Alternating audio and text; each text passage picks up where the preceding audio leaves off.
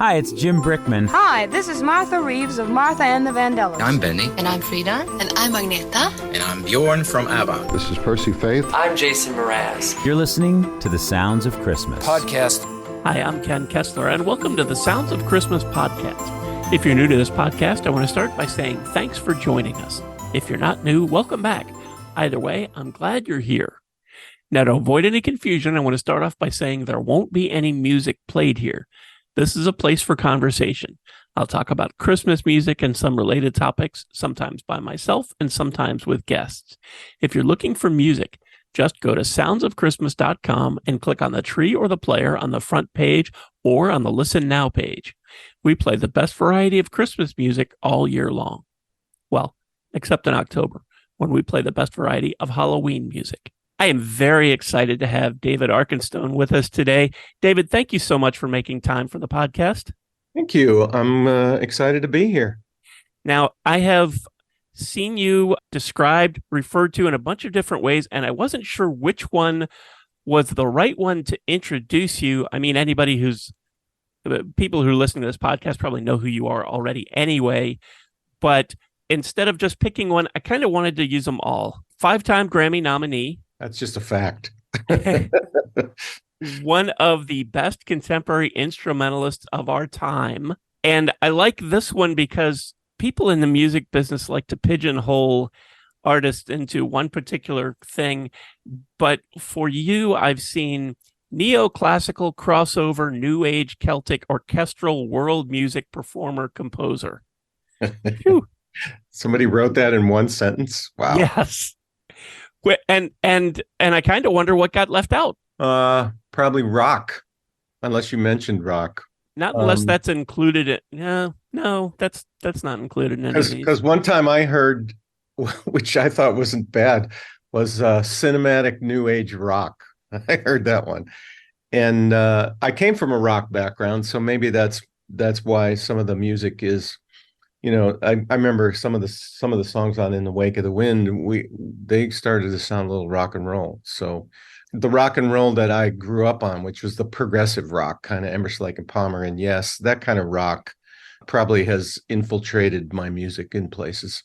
And I think this one is, well, it's hard to pick a favorite, but I really like that you were referred to as a musical storyteller. I love that because that means somebody gets what I'm trying to do. And I think that's nice. Credentials.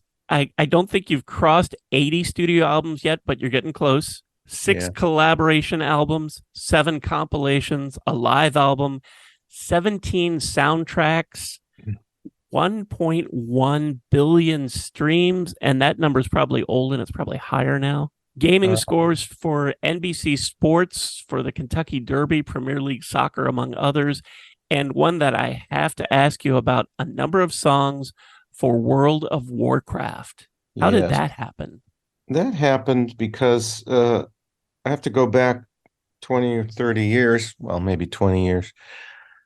A gentleman who used to work for Disney named Russell Brower, he programmed a couple songs of mine from In the Wake of the Wind at Epcot.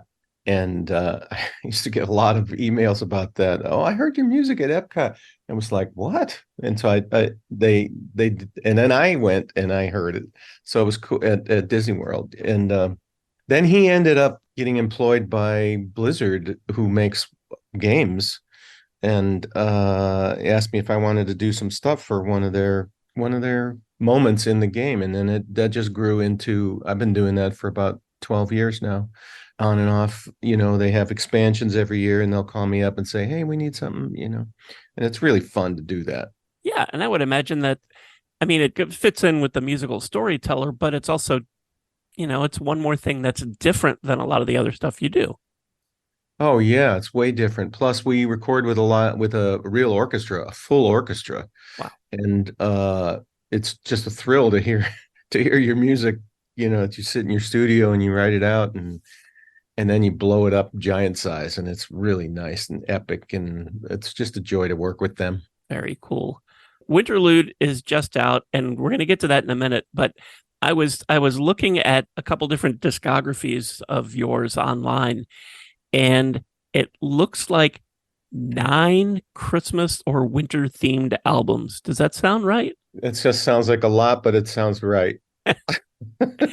Um, I want to get to the new one, but I want to touch on these others because they're all different, Right. and it's not Jingle Bell Rock over and over again. I think the first one was Enchantment, A Magical Christmas. What would you want people to know about that? Well, that was on Narada, and that was culled from Narada used to do these compilations where all the artists would do one song, and I was on the first one, and I was on all of them, I think. And I actually remember the first one, my song "I Saw Three Ships" was the last song on the record. And when I got the record and found out, I was a little disappointed. I thought, oh man, I'm way at the end. But then I realized that that's the last song people are going to hear, and so that turned into a groovy thing. And now I hear it in shopping centers and things, and it's pretty exciting. But that was kind of a collection of things I had done for the compilations, plus I added some songs. And I think I Saw Three Ships. I don't know if it's the same version, but I think that's the video on the front of your YouTube channel. Yeah, it is. It's the same version. Although I've done several songs. When you're talking about nine, nine Christmas albums or winter themed albums, I've repeated myself, and I've done songs I like to do, and I've done them in different ways each time. I was going to say you've repeated yourself, but you really haven't because they're different arrangements, different Right. interpretations. I know of at least 2 different versions of Deck the Halls. I play both of them. They're Mhm. from different albums, and they sound different. I could play them back to back, even. Yeah. Um, Yeah. Christmas Pan Pipes. That was a commission, as was Celtic Christmas and Native Christmas, by the company that I've done a bunch of records for called Green Hill Music. They're in Nashville.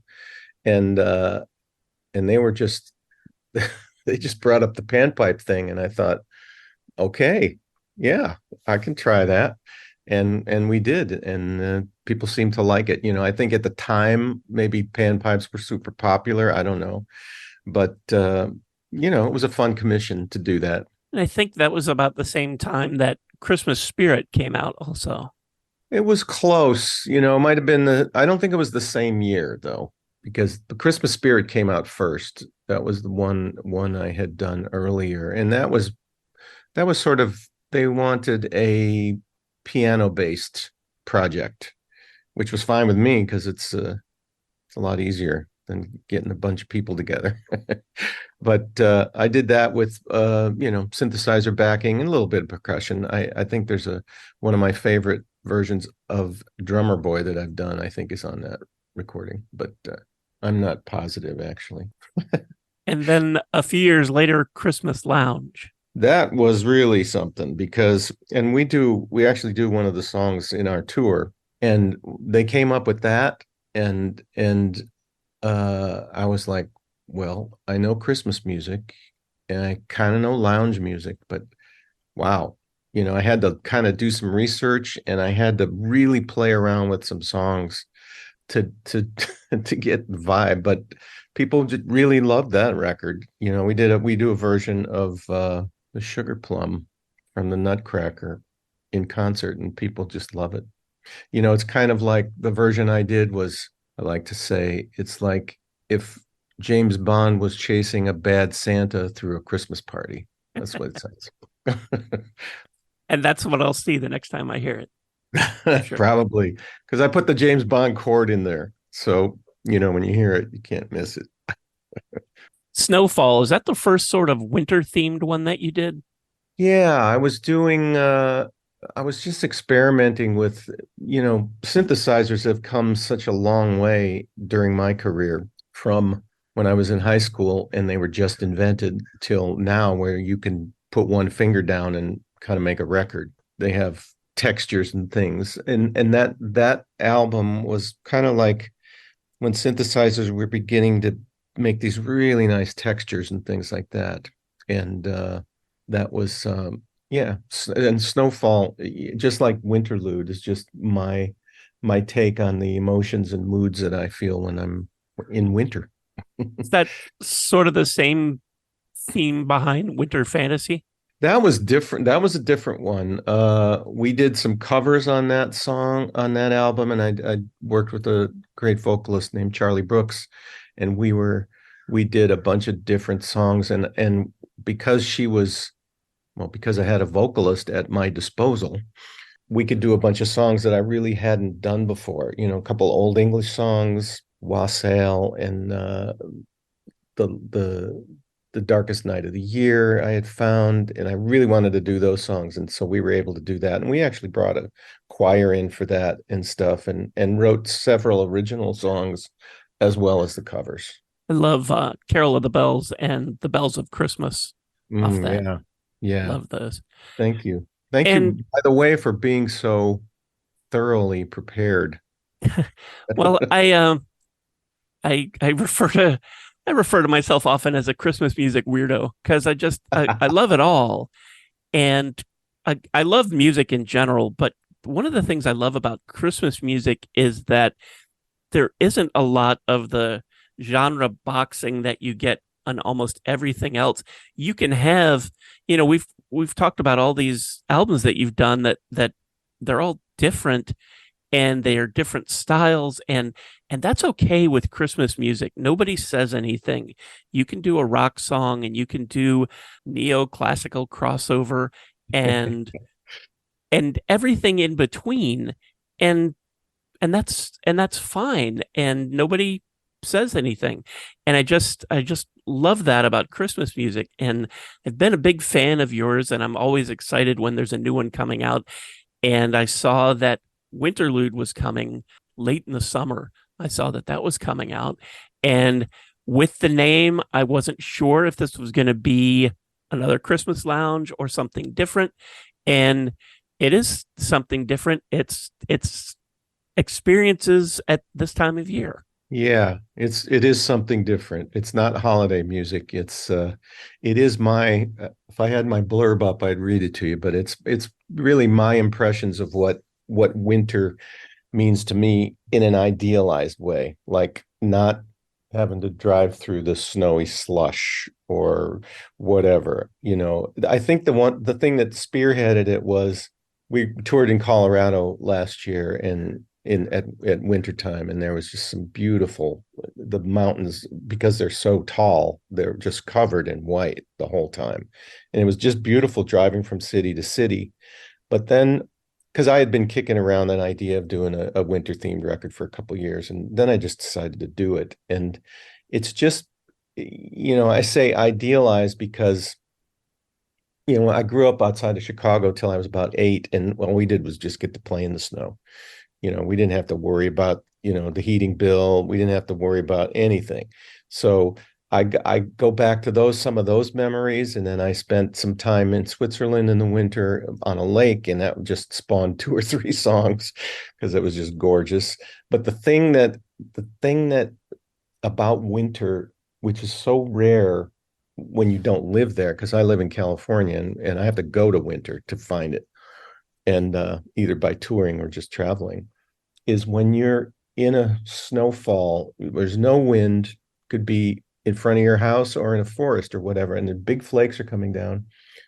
It's like magic to me. It's like nature's magic, because it's so silent. It's just so quiet. You can't even hear. It just absorbs all sound around it. You could be a half a mile from a freeway and you wouldn't hear it. But that's just a moment that I've had 2 or 3 times in my life, and that was enough to kind of spur me on. For anyone who has not had the opportunity to experience that, you just can't imagine what that's like. I was a radio brat for about 30 years, and I was in Cincinnati for a few years, and one of those years we got snow on Christmas Eve. And we went outside, and it didn't last long and it didn't stick, but there was just something that was magical about it. And as it's falling, it's absolutely silent. Yeah. We were across the river from downtown, and it should have been noisy and bustling and all this, but yeah, just silent and magic. Yeah. And there's a few things when I think about winter, like looking across a lake, or like Lake Zurich or something.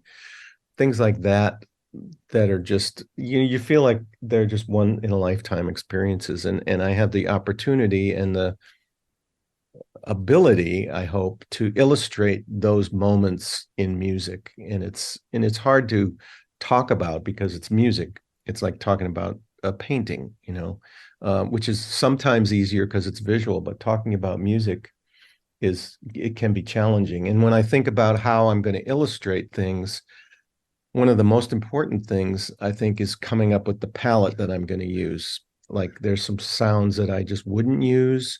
Like on Winterlüde, there's some piano, there's some strings, there's some harp, there's some bells, there's things that I associate with the winter.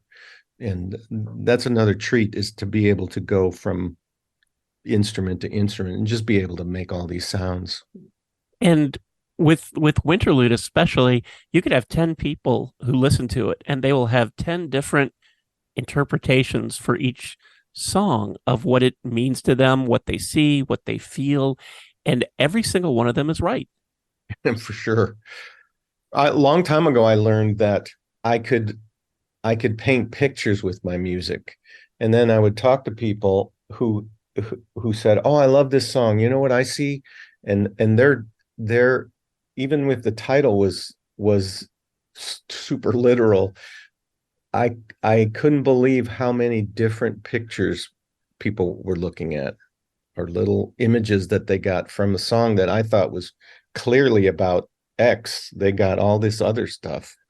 And so I'm just happy that people that they get some imagery, that I put something down that evokes something.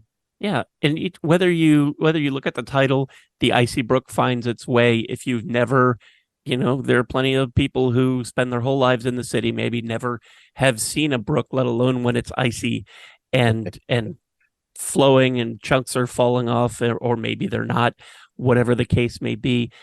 Maybe they don't have a frame of reference for that, but they've seen enough movies where they get something from it.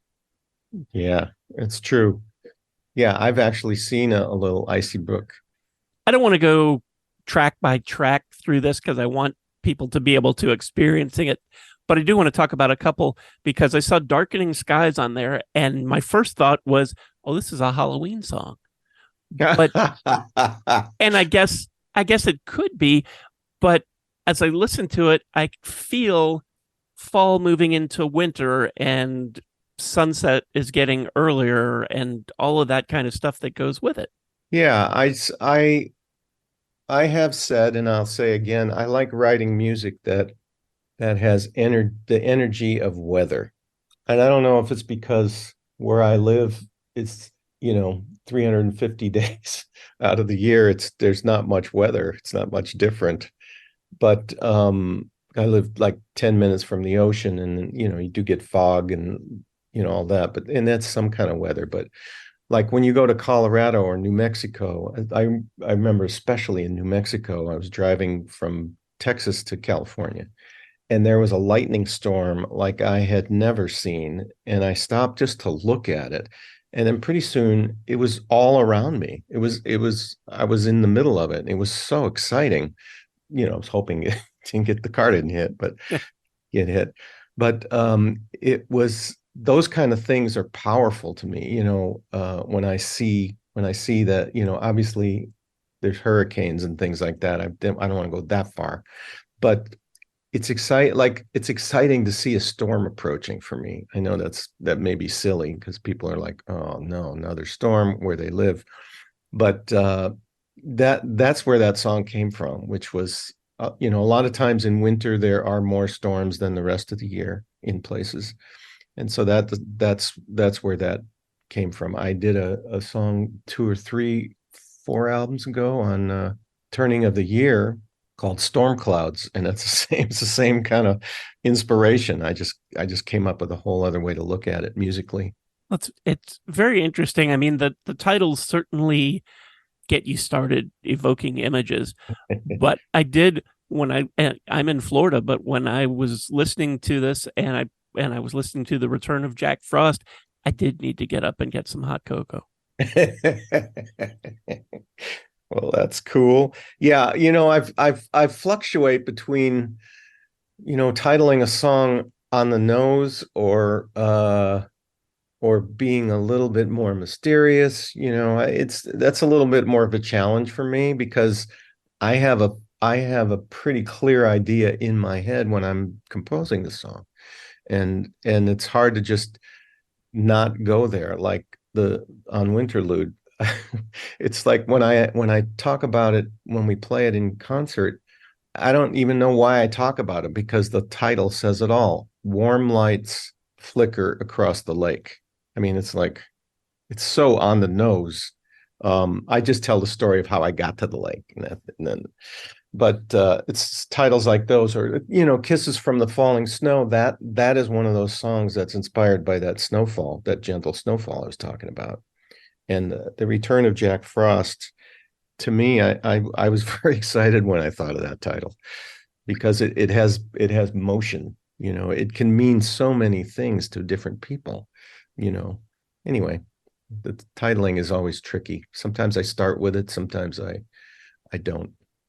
I think anybody, no matter where you live, at some point as fall moves into winter, you get one of those days where there's a cold snap, where the weather takes a dip, even in San Diego. And I think everybody can identify with the return of Jack Frost, even if it's only for a day or two. This time of year, you get it. Yes, you do. And I just thought it was a fun title, because a lot of the other titles are just super serious. And I'm not that serious of a person, even though musically it looks like that a lot. And I just wanted something a little bit whimsical in there. Hey, you're sort of taking the show on the road with the Winterlude for a winter's eve with David Arkenstone and friends, heading out next month. Is any chance that this is going to be recorded and maybe people who aren't in those areas will get to see it? I'm hoping that we can do a live stream along the way. I know we were talking about doing a radio recording at the very beginning of it for some station. So maybe that can be incorporated into it. But I'm hoping, like on our fall tour, we ended in Berkeley and we did a live stream of that, and that's available. That's going to be available out there really soon. I'm hoping to do the same thing with this tour because it's a whole different set of songs, and I would like to immortalize it. For anybody who's interested, I'll put a couple links down in the show notes where you can get some ticket info for a winter's eve with David Arkenstone and friends. And you've done so much Christmas music. I hate to ask, but anything percolating about more? You're right. I have done so much. The last one I did, I think, was the native Christmas one, which was fun because it's challenging playing the native flute on songs that people know by heart because it's got a limited note capacity. You can't play every note, at least on the flutes I have, and that's what makes them actually really cool flutes. So you have to kind of skirt around it, and it makes you go different ways. So I haven't, I did Winterlude, and I'm pretty happy with my winter collection and Christmas collection, but something else could occur to me. We do a couple arrangements in the show of some holiday music that I have not recorded. So that could be the impetus to do yet another Christmas album someday. Probably not next year, but I don't know. One of the fun things, by the way, of working on Christmas music, at least when you're with a record label, is you're doing it like in July or August because of the lead time they need to manufacture it, promote it, all that. So it's a really interesting thing to be doing it in July. Was it hard to sort of get in that mindset in July? It kind of was at first. I did one song when I was living in Utah. On the second, I did a version of We Three Kings when I was living in Utah, but that was in the summer. But I had just gone through the winter, in Park City, so it was still fresh enough. I could grasp it. So Winterlude just came out, and you're getting ready for the Winter's Eve tour. What's next? What does 2024 look like for you? Wow. 2024, I have some ideas for doing some ambient records, like a quartet of ambient records that are a little bit just that ambient, not so, active, I guess. But but I really, I really, I do get the urge to do another sort of epic record. I don't know if I just need to figure out the framework for it, the overall. But those things are percolating. Right now nothing's percolating except this tour because it takes every bit of concentration to prepare for it. And I have to practice a bunch of songs that I wrote or arranged and I don't remember. So I have to work on that. I mean, I remember them, but I need to bring them up a level. Let's put it that way. And it's fun. It's fun revisiting it because some of the first, like when the Neurotic Christmas album came out, I think that was around 89. We did a tour, David Lons and I and some other people, my brother Dan, we did a tour of shopping malls that the record company had booked. And some of those, like I had a couple Christmas songs. I had Three Ships, and we played a couple other songs from In the Wake of the Wind. And David played he had already done a Christmas album, I think. And when I play these songs, it takes me right back to that moment, because that was the first time I was playing my Christmas music arrangements for people. And back then, I mean, we played, like in December. So there used to be record stores like Sam Goody or Music Plus in the mall. And so we'd play these songs and then we'd go down to the record store to sign them. And there was like hundreds of people in line. It was so amazing. So it's fun now to play those songs or practice them and think and just have those thoughts come up, and I have a lot of other Christmas memories, of course, that don't involve touring. But then when I got on Windham Hill, we did several tours with that ensemble, and that was really fun. We had a bus, and it was really, really enjoyable. So now we don't have a bus, but we get from place to place. And the band is so good, and the music changes every night, and it's a joyful experience. It's just we enjoy it, and I think it just spills over to the audience.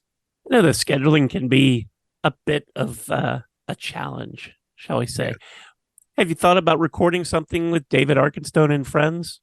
Like we actually have a live album we did over the last year and a half. There's some songs, not holiday songs, but we have a live album in the works, and it's going to be on sale at this tour at the merch table, and then it'll probably be released early next year.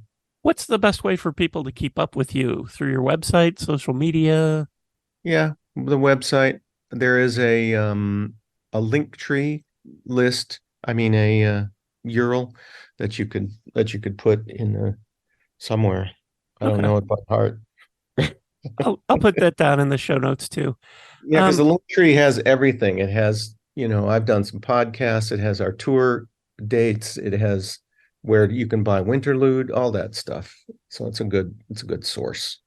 Okay. I'll make sure to put that down in the show notes too.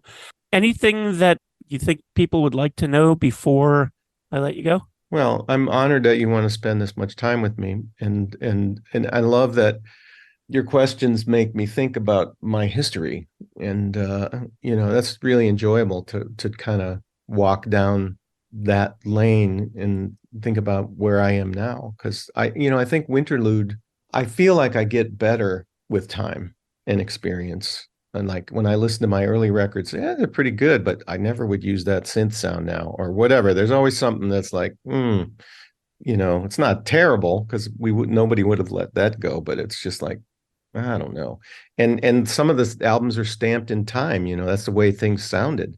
And but I think I'm getting better as a composer and being able to illustrate the things that are in my head and being able to take that and do it on the road in front of people where you get the joy back and forth so quickly. Because when you release a record, you put it out there and, oh, look, it's number one on Amazon or whatever.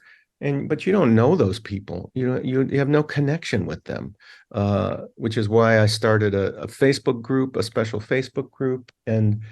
But still, all these people maybe purchase the record or listen to the record. You don't know who they are. When you play live, they're right there in front of you, 8 feet away. And so it's thrilling to be able to share the music in such an immediate way. And to get the energy back. Yeah. Yeah, especially. Well, because you're musicians, I think most are well, you're there to perform. I mean, part of your soul as a musician is to play for people, unless you want to just be in your studio all your life, which is another fine thing to do. But a lot of us grew up in bands, and we want to still be in a band and still make music as a unit for people. So it's thrilling to do that. It's kind of a long legacy that we're continuing.